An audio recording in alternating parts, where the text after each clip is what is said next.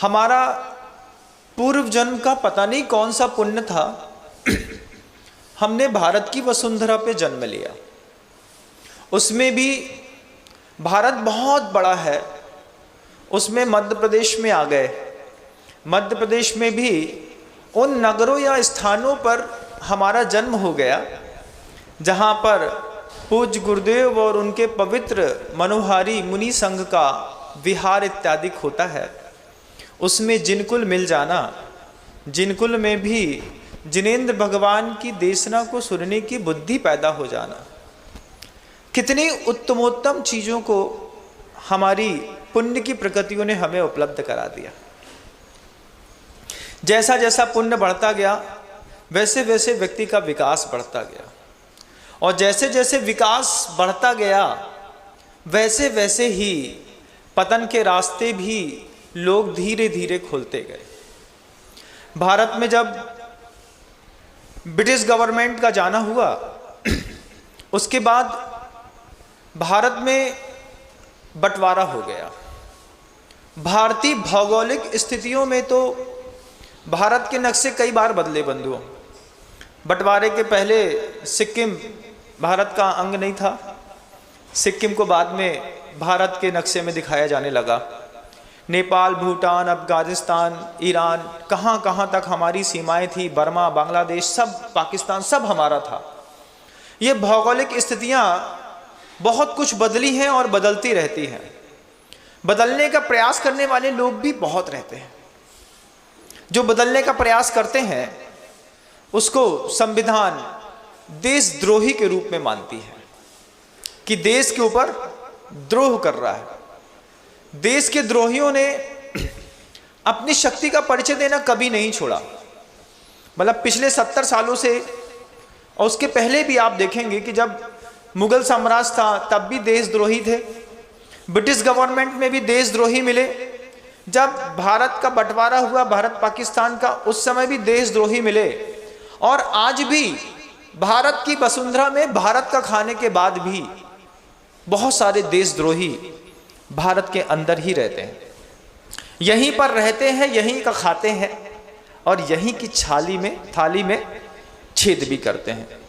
इन्हीं देशद्रोहियों का कमाल है, पता नहीं कहाँ से AK-47 बन के आती है, उनके हाथ में आ जाती है। वो कभी कश्मीर में हल्ला मचाते हैं, पत्थर फेंकते हैं, गोलियां चलाते हैं, अबलाओं का बलात्कार करते हैं। वो देशद्रोही ऐसे हैं बंधुओं, जो खुल के वार करते हैं तो दिखाई देता है। जब मैं भरे पूरे संघ में गुरुदेव के साथ था तो किसी साधु ने बहुत 2 पंक्तियां उनके मुख के बाग थे, हमेशा चलते थे, प्रासंगिक हैं तो कहना उचित समझता हूं। उनसे अच्छे तो वो हैं जो खुल के पाप करते हैं। समझिएगा शब्दों को, उनसे अच्छे तो वो हैं जो खुल के पाप करते हैं, अधम से अधम तो वो हैं जो पर्दे में बिगड़ते हैं।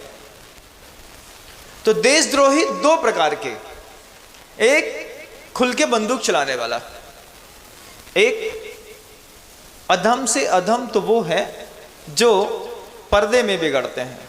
पर्दे में बिगड़ने के भी बहुत सारे कारण थे बंधुओं। तो भारत में देशद्रोह करने वालों को तो आतंकवादी घोषित कर दिया, किसी ने उनको टेररिस्ट अंग्रेजी में कह दिया, टाडा लगा दिया, सांडा लगा दिया, कोई नई नई धाराएं लगाते रहे, और हजारों की संख्या में आज भी भारत के जेलों में देशद्रोह के नाम पर कई व्यक्ति बंद हैं। देशद्रोही सहन नहीं होता यहाँ पे। बहुत अच्छी बात है, जब गुरुदेव से ये बात कही तो गुरुदेव ने बहुत अच्छे शब्द में छोटी सी चेतना को झंझट करने वाला एक प्रश्न और खड़ा किया। गुरुदेव ने कहा कि देशद्रोही सहन नहीं होता और सत्य का द्रोही सहन हो जाता है। देशद्रोही के लिए तुमने उसको आतंकवादी घोषित कर दिया, जो सत्य के प्रति द्रोह करना सिखाता है उसको भारतीय संस्कृति में कौन सी उपमा दी जाती है? सत्य के द्रोही को कोई उपमा नहीं दी गई, उसको हमने इनविजुअली स्वीकार कर लिया। कैसे महाराज? अब आप देखिए उदाहरण से, क्या है सत्य का द्रोही? क्या सत्य का द्रोही द्रोह करना सिखाता है? जब हम बचपन में थे, एक मूवी के ऊपर बहुत तीव्रतम आकर्षण उस समय चलता था। पिक्चर का नाम था शोले। आप लोगों ने भी देखी होगी। सुनते हैं कई टाकीजों में तो 2-2, 3-3 साल तक वो निरंतर चलती रही और लोग उसको देखते रहे। सत्य का द्रोह कैसा होता है बंधुओं, आप देखिए कि चित्त की वृत्ति को बदलने में कैसे काम करता है। पिक्चर चल रही है, उसमें एक गब्बर है, गब्बर डाकू के रूप में है, एक बसंती है, एक ठाकुर है, एक जय और बीरू है। यही पात्र है जहां तक मुझे याद है। जब ये पात्र को टीवी पे दिखाया जाता है और परिवार में सामने बैठ करके देखने वाले लोग उस पूरे रंगमंच को देखते देखते उसमें डूब जाते हैं। डूब करके क्या करते हैं? डूब करके एक धारणा खड़ी कर देते हैं। क्या?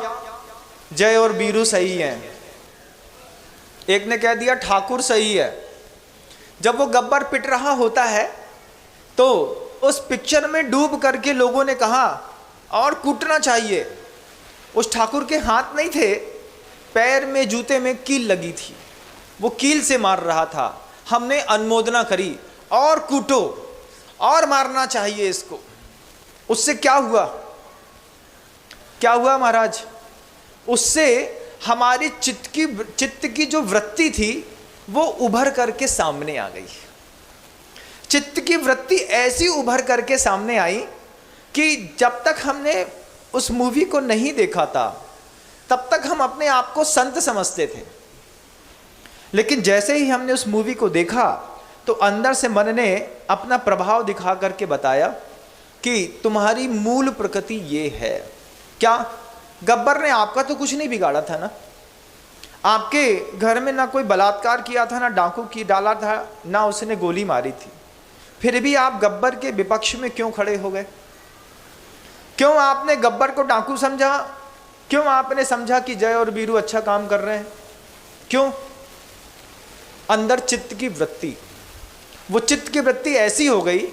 ये चित्त की वृत्ति बिगाड़ी हमारी किसी मूवी वाले ने। शुरुआत में बहुत न्यूनतम और हल्का स्तर था, फिर एक दशक आया। उस दशक में जब भारत पराधीन था तो रोटी जैसी मूवी, मर्द जैसी मूवी और कुछ और भारतीय तिरंगे को लेकर के पिक्चरें बनती थी, बॉर्डर बनती थी। फिर उसके बाद पैराट्रूपर्स कमांडोज को लेकर के भी कई क्लिपिंग्स आई। ये देश के प्रति प्रेम करना सिखाती थी। इसका दौर भी चला गया। जब इसका दौर चला गया, भारत स्वतंत्र हो गया, अभिव्यक्ति की आज़ादी मिल गई, तो प्रत्येक व्यक्ति अपनी स्वतंत्रता का उपयोग करने लगा। देशद्रोही आज भी आतंकवादी के रूप में माने जाते हैं बंधुओं। सत्य के द्रोही को कौन सी उपमा देना है, ये पूरी समाज को निश्चित करना पड़ेगा। सत्य का द्रोही मिला वह एक जो टीवी था, उस टीवी में जहां कभी अगले बरस तुझे धरती की रानी कर देंगे ऐसे गाने सुनाए जाते थे, धीरे धीरे गाने की परिभाषा बदली, नृत्य करने वाली नायिकाओं की भूमिकाएं बदली और भी अभिनय की कलाएं और बदली, और धीरे धीरे हमारे अंतर मन में जो सत्य की स्थापना थी, उस प्रतिमा को, उस सत्य की मूर्ति को एक एक पिक्चर ने धीरे धीरे करके धूमिल करना शुरू किया। हम इतना टूटे, इतना टूटे, इतना टूटे, कितना टूटे महाराज कि जैसे नरक में वो वैकृत शरीर को धारण करने वाला जीव रहता है, टूट करके पारे के जैसा बिखर जाता है, लेकिन उसकी मृत्यु नहीं होती। ठीक ऐसे ही हमारी अंतस चेतना में इतनी टूटन हुई, हम पूरा बिखर गए। आज मूवी शुरू कैसे होती है बंधु, आप बहुत अच्छे से जानते हैं। बलात्कार के दृश्य दिखाना बिल्कुल नॉर्मल बात हो गई, और उसमें भी उसके उच्चतम सीमाओं तक पहुंचा दिया लोगों को। क्या हुआ? देखने में लगता है कुछ नहीं हो रहा, लेकिन अंदर कुछ होता है। अंदर चित्त की वृत्ति बहुत बदलती है। वो सत्य के द्रोही जब हम बिल्कुल शांत थे, इन पिक्चरों को देखते देखते देखते टीवी और मोबाइल ने धीरे धीरे क्या किया बंधुओं, कमाल आप देखिए, मंदिरों से पूरी भीड़ गायब कर दी। आज मंदिरों में सत्य के दर्शन कराने के लिए लोगों को जोड़ना पड़ता है, बाजे बजाने पड़ते हैं, बैंड बजाना पड़ता है। अच्छे कद्दावर साधु हों तो मंच बहुत जबरदस्त रहता है, लेकिन अगर कोई हल्का फुल्का साधु साधक आ जाए तो मंदिरों में चिरैया दिखाई नहीं देती, और साधु नगर में आ जाए तो भी मंदिर में भीड़ दिखाई देती है। लेकिन जैसे ही साधु निकलता है, मंदिर बिल्कुल उदासीन और झाड़ झंकड़, भक्त भगवान जो है वो भक्त की आस लेकर के वेदी में चुपचाप बैठे रहते हैं। 8 साढ़े 8 9 बजे तक कोई आएगा, शांति धारा करेगा, अभिषेक करेगा, कोई पूजा करेगा, चला जाएगा। 11 बजे भगवान को बंद कर देते हैं। ये माहौल कैसे बना इन मंदिरों के अंदर? चित्त की वृत्ति को बदलने का सबसे बड़ा काम टीवी और मोबाइल ने किया। धीरे से देशद्रोहियों को आतंकवादी कह दिया। सत्य के द्रोहियों को कौन सी उपमा देनी है आप बताइए? उन सत्य के द्रोहियों ने धीरे धीरे करके टीवी में दिखाए जाने वाले एड से, पिक्चर से, टीवी सीरियल्स से हमारी पूरी संस्कृति और कल्चर को बदल ही दिया। अब हमें पाप करने में कोई भय नहीं लगता। जहां संस्कृति में सिखाया गया था स्वदार संतोष का व्रत, टीवी ने एक सीरियल में एक ही अच्छी नायिका के साथ जब 3 पति के संबंध बन गए और सबने समाज में, परिवार ने एक साथ स्वीकार कर लिया। ये सिर्फ सीरियल नहीं था बंधुओं, सीरियल के बहाने मानसिकता को खोलने का और तोड़ने का एक अभिनव प्रयास था जो आज भी बदस्तूर जारी है। अनुपमा हो, कहानी घर घर की हो, चाहे कोई और भी सीरियल हो जिनके मैं नाम नहीं जानता, आज 3 पति बदल लिए, कोई बड़ी बात नहीं है। लिव इन रिलेशनशिप में हम रह रहे हैं, कोई बड़ी बात नहीं है। क्यों? क्योंकि ये जो सत्य की मूर्ति भारतवर्ष में प्रत्येक आत्मा के अंदर विराजमान थी, उस सत्य की मूर्ति को द्रोह करके इन द्रोह पैदा करने वाले, मूवी बनाने वाले लोगों ने किस तरीके से तोड़ा है कि अब स्वदार संतोष व्रत की कोई कीमत किसी के मन में नहीं बची। अब पाप करने से भय नहीं बचा, खुल के करने में आनंद आता है। इनको देशद्रोहियों की संज्ञा नहीं दी जाती। ये देशद्रोही नहीं कहलाते, इनकी कीर्ति विश्वव्यापिनी है। जो ड्रग्स खाता हो, पीता हो, स्मैक लेता हो, विश्वव्यापिनी है। क्यों? एक आइडियल कंडीशन बनने के बाद जिस चीज को जैन दर्शन में पाप कहा और व्यसन कहा, आज उसी रमी खेलने के ऐड दिखाए जाते हैं अच्छे अच्छे अभिनेताओं के द्वारा। जिस क्रिकेटर को हमने एक गेंद खेलने पर हीरो बना दिया, दूसरे दिन उसी क्रिकेटर ने आपकी आइडियल कंडीशन यहां पर छपने के बाद सत्य का द्रोह करना शुरू कर दिया। शराब की एक बोतल हाथ में ले ली और बताया कि इसको पीने से मैं क्रिकेटर बना हूं। हमने सीख लिया, हम उसके लिए तैयार हो गए। देशद्रोही आतंकवादियों जिनके हाथ में AK-47 है, उनको आप देशद्रोही कह रहे हैं। जो हमारे अंदर बैठी हुई मानवता को नष्ट कर रहा है, हमारे अंदर बैठी हुई सत्य की प्रतिष्ठा को नष्ट कर रहा है, प्रतिमा को तोड़ रहा है, रोज रोज हमारे परिवार में एक नई भूमिका खड़ा कर रहा है, उस द्रोही को कौन सी संज्ञा दी जानी चाहिए बंधुओं? एक बार तो विचार कर लेना चाहिए। मंदिर से भीड़ गायब हो गई, पाप का भय गायब हो गया, मन से भगवान की प्रतिष्ठा भी गायब हो गई। आशीर्वाद एक ऐसा शब्द था जो इसकी कीमत बहुत बड़ी थी। आज किसी को इच्छा भी नहीं होती कि किसी साधु के पास जाकर के आशीर्वाद ले लें। क्यों?